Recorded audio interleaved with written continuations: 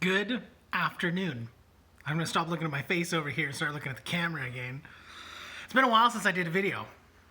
I think my last, you can hear Judd in the background. I think my last one was the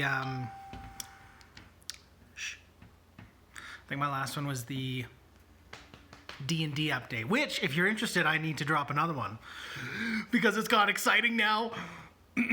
So, the other day I had my head up my ass, and I'm not talking about, the entire day. Something happened.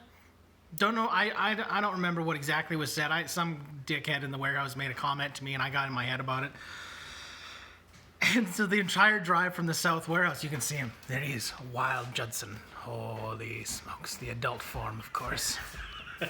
Anyways, so some guy in the South Warehouse made a comment, and I got it in my head, and I was all pissed off. And so I started giving, Judd and I chat every day anyways, but I started giving him really short answers, and I was chatting with a couple of friends as well, Taya, who's on here, and a couple others, and I just had to say, look, I need to leave you be, because I am not positive right now. And I really got for myself, hang on, let me continue with the story. So I got from all the way from the South Warehouse, it's like a 35-minute drive, all the way up to the north where my first call was. And I did that delivery, and right around, right in front of me, right where I'm parked, this guy was stuck. And I said, and this lady came over from the car. In the snow. Said, in the snow. And she said, hey, can you give us a hand getting out? And I was like, yeah, let me throw my boots on and everything else. In the meantime, in my head, I'm still going, really not happy. So I threw my boots on, and I was able, I think there was 3 of us pushing, and then she was on the inside, and we ended up getting the car out of the snow. And I was like, well, I feel better. Did something to help somebody else. I don't feel like such a turd anymore. And I wasn't stuck in my head anymore. I wasn't holding on to what exactly it was that was said. And I realized, well, that's that.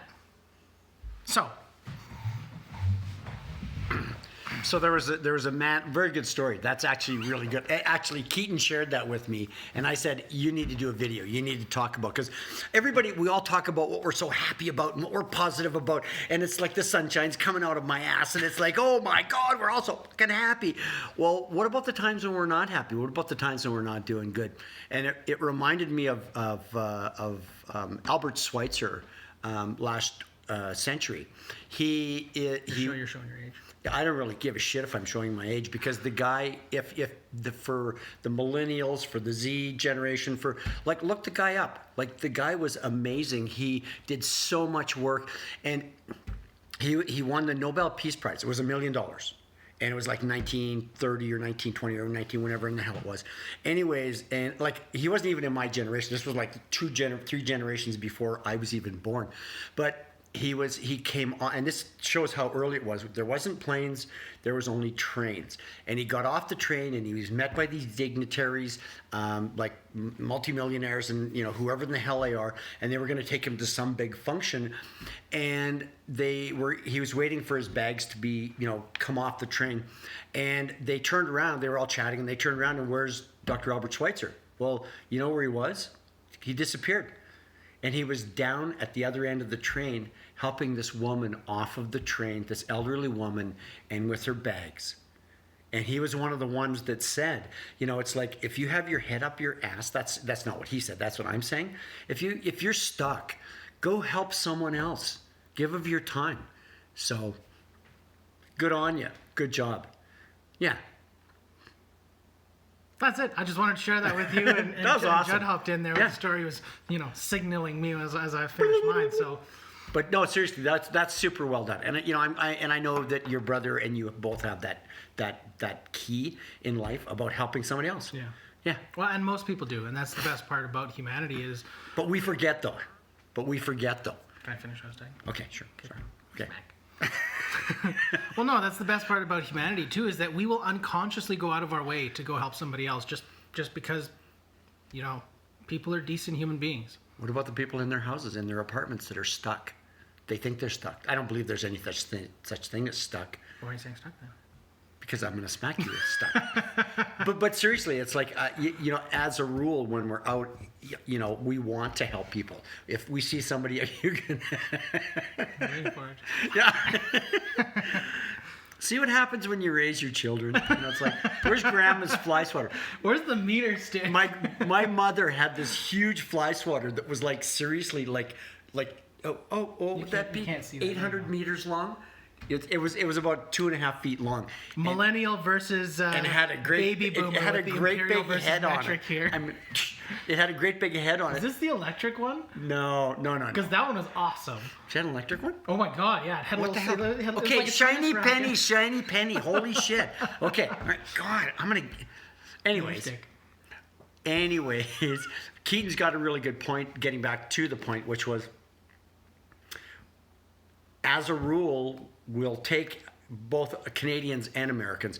As a rule, North Americans will actually, if we see somebody in distress or somebody in trouble or somebody that needs our help, we will step out and just help them. Like anybody that I know, and if they don't, I'll slap them myself. But seriously, no, I'm kidding. But seriously, everybody will actually step out and help somebody where they see they're in need. And so when we get in our head, when we're stuck, when we're kind of sitting there going, it's like, oh God, I hate my life, or what's like, whatever, get out there and go help someone. Help your mom, help your dad, help your sister, brother, cousin, friend. I mean, this comes back to, I mean, most people will know this more recently, is the paying it forward. And not just doing an action to help somebody else. I mean, this goes to when somebody pays for the person behind them in line getting coffee or McDonald's or something like that. That goes to helping the lady or letting somebody go in front of you at the supermarket, right, in line, or little things like that. Yeah. It's that kind of small action, that small act, that can make somebody's day. Well, I look at it like a dividend payment. No, really. I get what you're saying. It's actually a Buddhist piece or actually it's a Zen piece where it's like when it's debits and credits. Jim Rohn talked about this too, and he actually pulled that right out of Zen and Buddhism. It's like the debits and credits. When you do something kindly for someone else, that puts a credit on your account. And when you do something not nice, like the lady this afternoon at Costco, where before you came up, she actually cut across in front of me, and then what happened was I thought, oh, that's not very nice for you to do that. But then I just kind of just wheeled the cart in, right, our shopping cart, and then we ended up getting, the guy was really quick ahead of us. Yeah. And then the guy that had the little bit ahead of us. Yeah. And so she's still sitting behind that people with that whole entire thing that was still full. And so this goes to helping people out. It goes to debits and credit. It goes to, it's like it goes to karma. It goes to doing. Call it what you want. Yeah, call it what you want. It's all the same.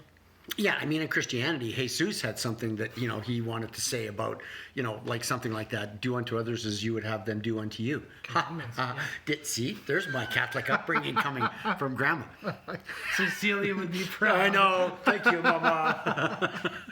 Okay, guys, that's all I wanted to say. Yeah, peace out, Bro. Broinski. Jesus, not this again. Bye, guys.